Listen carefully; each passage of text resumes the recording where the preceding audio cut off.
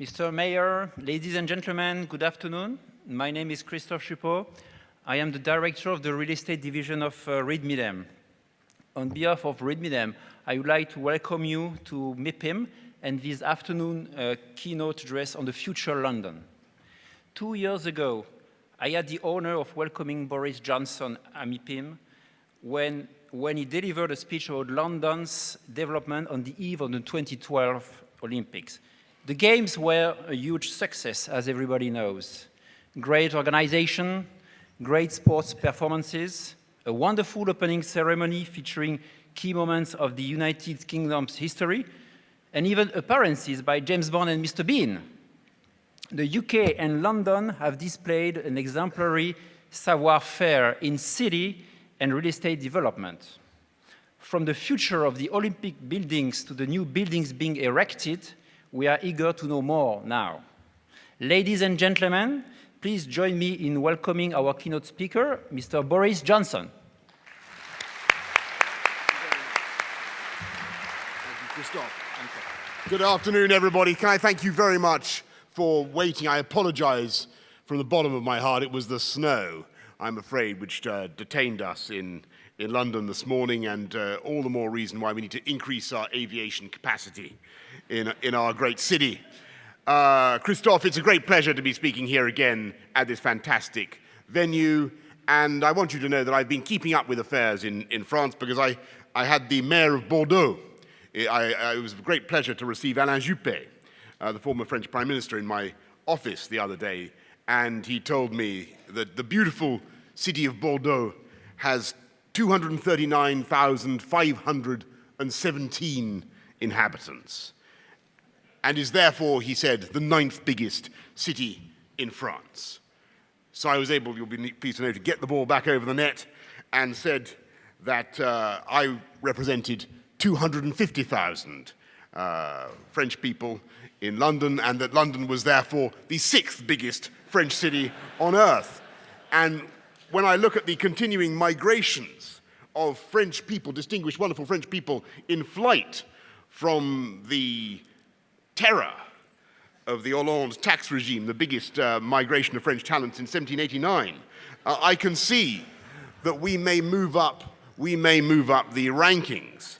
And indeed, the other day I heard a rumor, it's been repeated several times now in the Evening Standard, everybody is agog with excitement in London, that the #1 power couple, the ex-power couple, that's to say, Nicolas Sarkozy and Carla Bruni, are thinking of moving to London. And I can imagine that the news has broken over a heartbroken Paris like a thunderclap, and people are begging them to stay and claiming that London is neither stylish enough nor sophisticated enough to welcome the chinchilla-clad form of Carla and her Cuban-heeled paramour. And all I can say to you,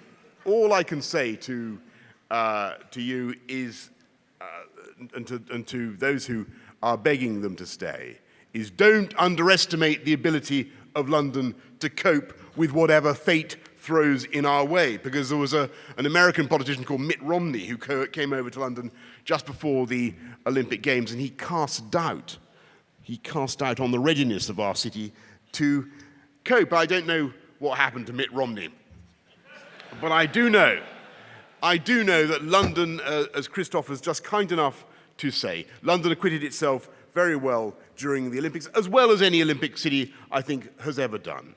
And the tube ran on time, and all the security guards dropped whatever they were doing as short order chefs in Mexico, and they turned up, and the Team GB won more medals per head than any other country on earth. And a statistic I think is too good to check. I'm more or less certain that's true. And the whole city, the whole country was crop dusted with serotonin, and it felt great to be a Londoner. So my message to everybody in Paris and everybody in France, indeed everybody in Europe, is if we can cope with the Olympics, I think we can cope with Carla and Nicolas. And we can cope, by the way, with their children as well, no matter how many Sarkozettes they may produce. Indeed, the French ambassador to London has just done me the honor of asking me to open not one, but 2 new French schools in our city, because London is unlike virtually any other city in Europe in that we have a young, dynamic, and growing population. In my time as mayor, the population is now set to reach an all-time high of 8.6 million. It's gone up by 600,000 in the last 4 years alone, since I've been 4 or 5 years since I've been mayor. And absolutely nothing to do with me, but that's the demographic reality. And it is in that context that we have decided now to be even more ambitious for our city and to spell out the way ahead to 2050 and to start taking the decisions now that will enable London to compete and to lengthen our lead. I might humbly say, as the financial capital of Europe, artistic, cultural, and innovation capital as well. So in the near future, my office in City Hall is going to be consulting on a 2020 vision for our city, building a consensus now for everything that we need to do to take the city forward. And you'll know, I hope, because I said it last year, veterans of my speech last year, remember that I said we were doing Crossrail, the largest engineering project in Europe, a kind of act of homage to the RER, except an east-west variant, increase the London rail capacity by 10% with that rail network alone. The tube upgrades are going to add 30% in capacity, plus air conditioning, new tunnel at Silvertown extending the Northern Line. But with 1 million extra people, we've got to be bolder still. And that's why we're now calling for Crossrail 2 and an accelerated program for that Hackney-Chelsea line, as it used to be called. More river crossings, extending the tube, digging with new technology into the softer clay of South London, exploiting the enormous potential of the whole of East London. And as I mentioned earlier on, we are also looking for a solution to our aviation capacity problem of a kind that France, Paris was brave enough to adopt many years ago, the kind that they've done in Holland and indeed in Germany, a long-term solution of a kind that I believe is absolutely essential if London is to maintain its lead. Because if Carla is coming, as I devoutly hope that she is, if Nicolas Sarkozy is coming, then I don't want them circling for hours over Heathrow in the way that too many people do these days. And in that 2020 vision, we will spell out other ways in which London will become more competitive and more attractive to live in, building on the achievements of the last 4 or 5 years, to pick a period, as I say, entirely at random, when crime in our city is down 13%, the murder rate is down to levels not seen since the 1960s. You're 4 or 5 times more likely to be murdered in New York as you are in London, and we're putting in all sorts of things to improve the quality of life. A wonderful new bike hire scheme, extending that bike hire scheme funded by the banks, beautiful, gorgeous, new, clean, green, hop-on, hop-off route master buses, upgrading the parks, and generally putting in things that will make London ever more attractive to live in. And our city, as you and MIPIM will know, has astonishing scope for development, partly as a result of the astonishing success of London 2012, the Diamond Jubilee, and the Olympics, which I hope you'll agree were a beacon of positivity. We are seeing some huge international investments in London. I could take you to points around the city that have been neglected for generations. Go to Battersea, mouldering old hulk of a power station, maybe familiar to some people here from the Pink Floyd album Animals. Remember the Battersea Power Station? It is now being transformed. A £1.1 billion investment from Malaysia to transform it into homes, offices, businesses, jobs, thousands and thousands of homes and jobs. I can take you to Croydon, hub of economic activity in South London, a £1.2 billion investment now coming in from Australians, from Hammerson, that is going to regenerate the town centre there and transform it. Or look at what's happening in the city itself, where the cranes that stopped moving in 2008 are once again swaying on the horizon, and you're seeing some extraordinary structures going up. The cheese grater, the Walkie-Talkie, the Lady Shave, so on. All these fantastic buildings are once again sprouting on our skyline. I could take you to 18 opportunity areas where the ice flows of the recession and the credit crunch are melting and the investment is going in. And on these brownfield sites in London, we could build perhaps 80% of the housing that we need to accommodate that huge growth in population that I mentioned earlier. And today, here in MIPIM, I can announce, well, not only can I announce, but I will announce, that we have found a stunning new brownfield site, a place of stunning beauty. In fact, it's not strictly accurate, my friends, to call it a brownfield site. This is a bluefield site. As you would expect in a city as vast as London, 652 square miles, we have parts of the city which bear more than a passing resemblance to other great cities around the world, either deliberately or accidentally. We've got ancient Roman imperial ruins in the middle there. We've got New York in the form of Canary Wharf and other parts. We've got our own special, much-loved version of the Eiffel Tower, of Paris's Eiffel Tower, in the form of the ArcelorMittal Orbit. And we are now proposing to create London's answer to Venice. If you go to the docks in East London, you will see the vast aquatic trenches that were dug by our Victorian ancestors to receive the bounty of the empire. Super-colossal lagoons that were abandoned in the 1960s as Britain made the fatal mistake of failing to build enough, failing to upgrade transport infrastructure, so that we lost business to Rotterdam, just, by the way, as Heathrow is now losing business to Schiphol. You go to those docks today, and you will see that the melancholy meres that we remember from our childhood, surrounded by nothing but a few broken down old cranes splashed with guano, are now a scene of buzzing economic activity. There are homes being built, there are jobs being created, there are cafes opening up under the stimulus, the spur of the Siemens Crystal, an investment by Siemens, and the Emirates airline, the cable car, which, by the way, is the only piece for are there any cable car? Has anybody not used the cable car here in this audience? It is a wonderful new addition to the transport infrastructure of London. I thoroughly recommend that you use it.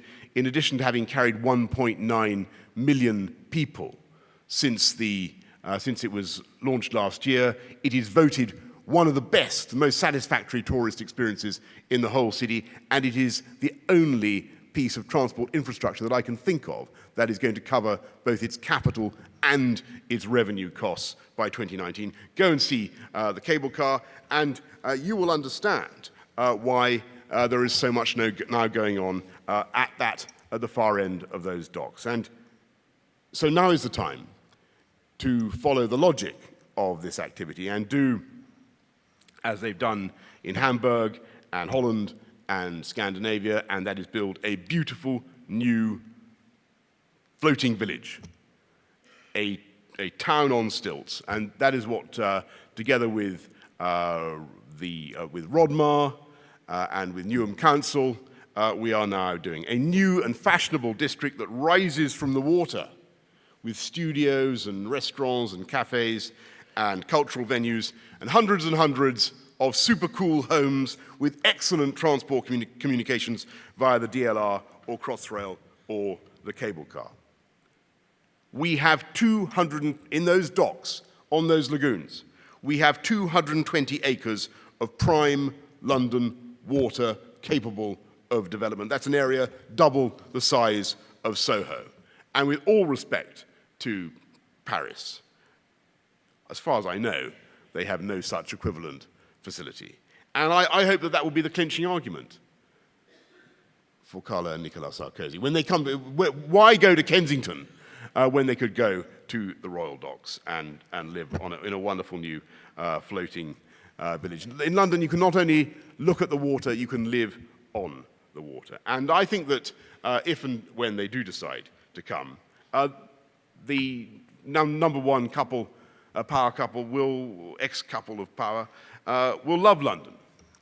A place that not only has more museums than Paris, I can say this with great respect to Paris, free museums too, free, you don't pay to go in the museums in London, more theatres, an astonishing statistic that I have not taken the trouble to verify myself, but I'm prepared to go to Paris to do so. I'm told by someone that we have more Michelin-starred restaurants in London than Paris. I can't quite believe that, but nonetheless, I relay it for what it's worth. And a city that exports, not just cake, but to France, but lavender scent. Would you believe that? Lavender scent, perfume, grown, picked, distilled, and perfected in the London borough of Croydon, my friends. Le Parfum de Wallington, going from London to France. Isn't that a fantastic thing? Where I have no doubt that it is used by Carla Bruni and all other fashionable. That's the city, in short, of which I'm proud to be mayor. That's the city that delivered the Olympics in the last 12 months. A city with an amazing future, the locomotive of the UK economy that continues to combine the roles of commercial financial capital of Europe with a unique relationship with America, as well as being the natural crossroads, headquarters, and capital of the BRICS and other emerging economies. The great intersecting set of the Venn diagram of world trade.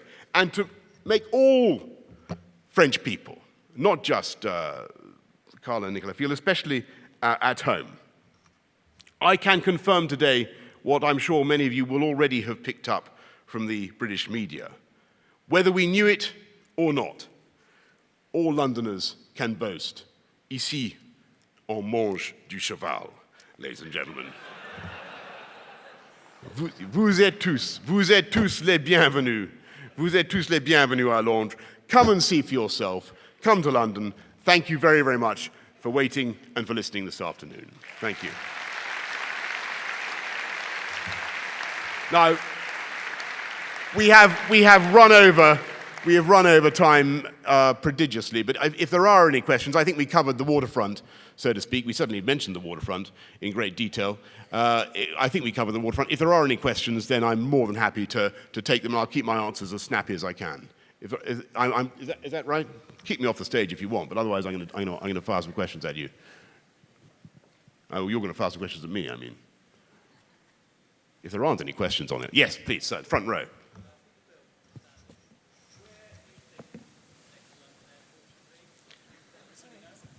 The question was, I'll repeat the question just so everybody can hear it. The question was, where should the next London airport be? The answer is, number one, we need new aviation capacity, as our arrival here today, I think, helps to illustrate. We need new aviation capacity. That cannot be in Heathrow, the difficulty being that residents around Heathrow already suffer 30% of the noise pollution suffered by all residents around all 76 airports in Europe, measured by the European Commission. In other words, there is a huge, huge problem of aircraft noise already in West London. We can't make a bad problem worse. A third runway would inevitably be obsolete. It would lead to immediate demands for a fourth runway, and logically you can see why people would want to do that. You can't do that in West London without doing crippling environmental damage to the quality and damage to the quality of life for people in our city. You need a new site, and there are three good ones: the inner estuary, the outer estuary, and probably Stansted as well. That's what we're working at, and we're going to make our points. And we're working to narrow down that list, but we're going to make our points later on this year to the Howard Davies Commission. There was another question. Yes. Yes, Richard Garlick from Planning Magazine. Planning Magazine. Yeah. I just wanted to ask about mayoral development corporations. I understand you're looking very closely at Old Oak Common and at Tottenham. Have you? Are you going to launch new ones soon? Both. I don't want to preempt any work we may do to launch more MDCs, but you can certainly take it that both Old Oak Common and Tottenham offer incredible opportunities for development, and Old Oak Common, I think, is going to have a quite remarkable future as a transport node, and there is scope for tens of thousands of new homes in that area. And we will certainly be taking that forward. Whether we need an MDC to do it will depend on how fast we go. And the same point can be made about Tottenham. The key to Tottenham is really unlocking that whole bit around the stadium, where again I'm confident of rapid progress. Yes. The mansion tax is an abomination and should be resisted by all right-thinking people. There is a fundamental injustice in hitting people who happen to be sitting on property that is notionally worth X or Y figure, when their disposable income may make it completely impossible for them to pay the tax that is demanded. And the classic case is, of course, the elderly widow, but there will be many other people who find themselves irresistibly dragged by fiscal drag into the bracket wherever they set it, and it is not, in my view, the right thing for the London market. It's not the right thing for the economy any more than attempts to tax wealth in other ways are the right way forward. We need to, as an economy and as a society, we need to drop the idea that we can sort out our problems by lashing out at those who we classify as the rich in society. I think that you're not necessarily going to, in the words of Abraham Lincoln, you can't make the poor richer by making the rich poorer. That may be an unfashionable thing to say, but it happens to be true. Any other questions? Yes. Given your success as Mayor of London, can you see a basis where you will stand as Prime Minister for the United Kingdom? Unfortunately, I've got only got 3 and a bit years to run as Mayor of London. I have to squeeze every last drop of results from that 3 and a bit year period. It's going to be an exhausting time. We've got to deliver an Olympic legacy. We've got to get all you guys to come and invest your remaining billions in London rather than anywhere else, so you'd be doing the right thing. It would be completely wrong of me to abandon my post after 2016. Who knows what will happen? I don't know I'm not a Roman Catholic, so I can't try to be Pope. So it is very, very. Who knows what will happen after 2016? But I'm very, very happy with the job of Mayor of London. But do you accept that your country needs you to be Prime Minister? I think it highly unlikely that my country, much as I love it, would want to wrest me from my plough, as the Romans once called Cincinnatus. I think I'm going to be left quietly to do what I need to do in London. And by the way, I do think that London has fantastic potential to serve as the driver of the British economic recovery. It is London that puts on the jobs, London that brings in the money, and frankly, there are very few jobs in politics that are as interesting and as engrossing as being Mayor of London, in my view, if any. I saw a question over there. Yes.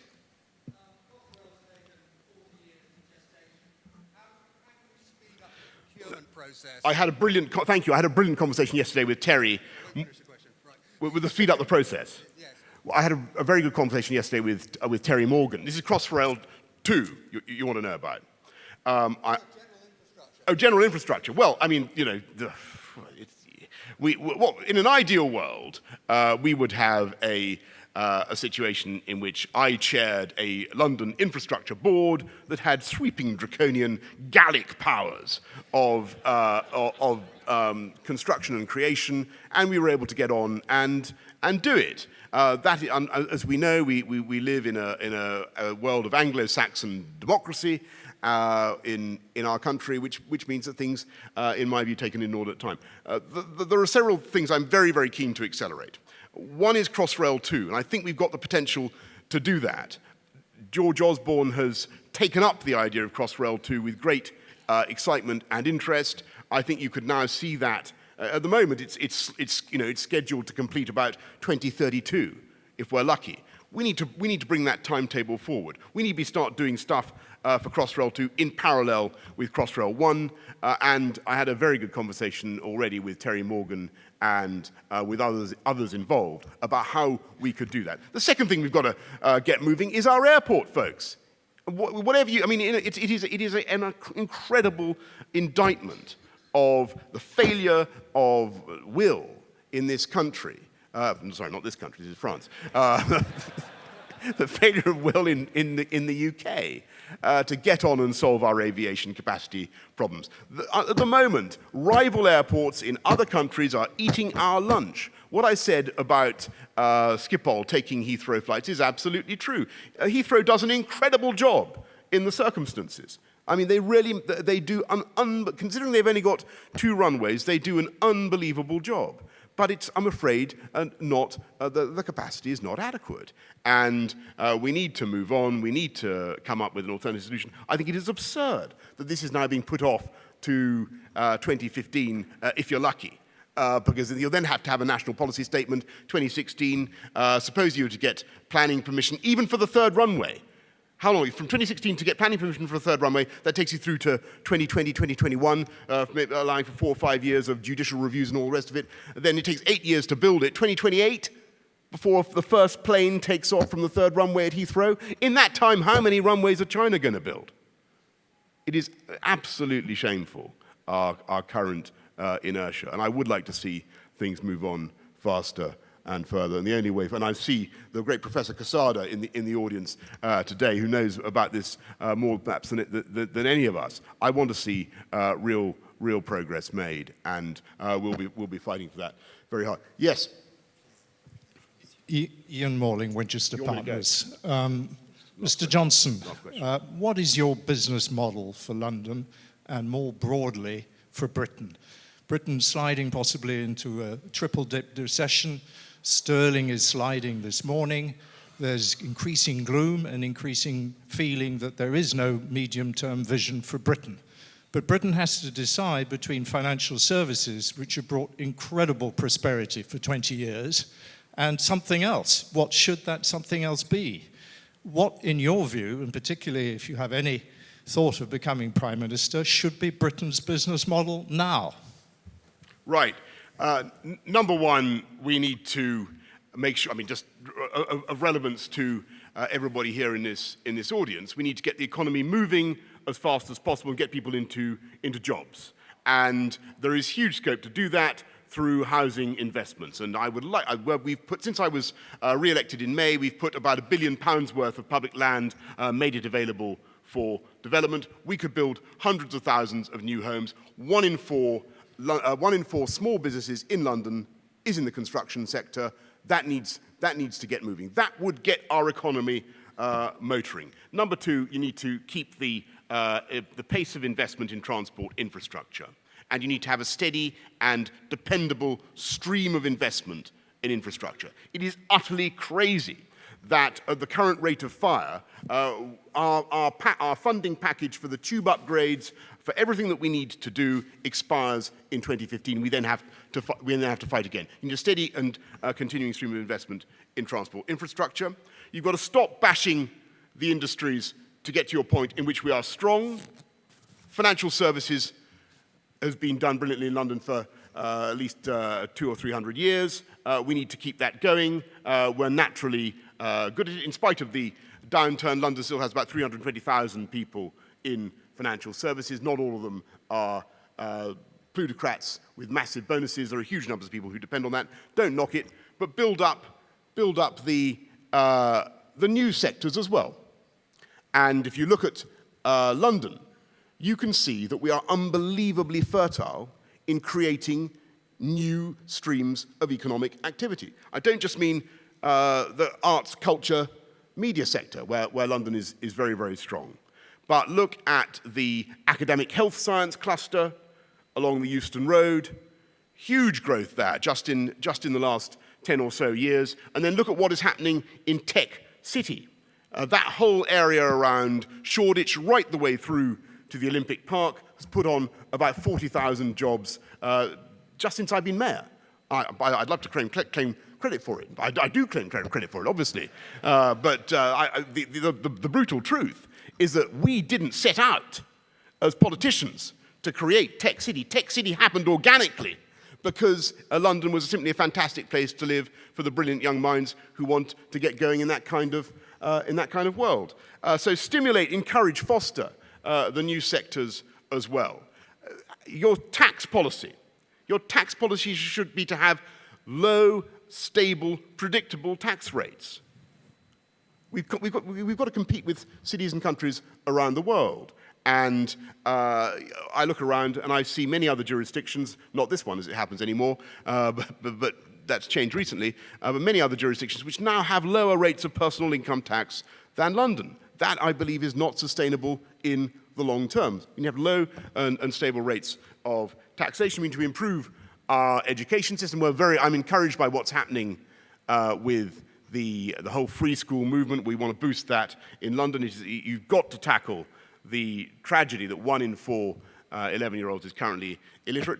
Finally, you've got to stop knocking wealth creation, and you've got to stop talking the language of austerity.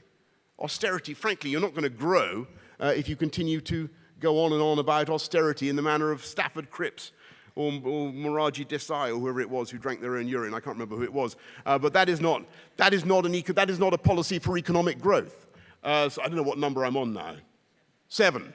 The 7th and most important thing is for a government to support business and to breathe and instill a spirit of confidence. That is what is going to get the UK economy off the rocks. There is plenty of cash in the balance sheets of businesses. There is plenty of cash in the balance sheet. What they need to do is invest it, and they won't invest it until they feel they have a real spirit of confidence abroad. So there you go. That's my business model for London, if not Britain. Thank you very much. I'm told that's my last question. Thanks, everybody, for coming on today. Thank you.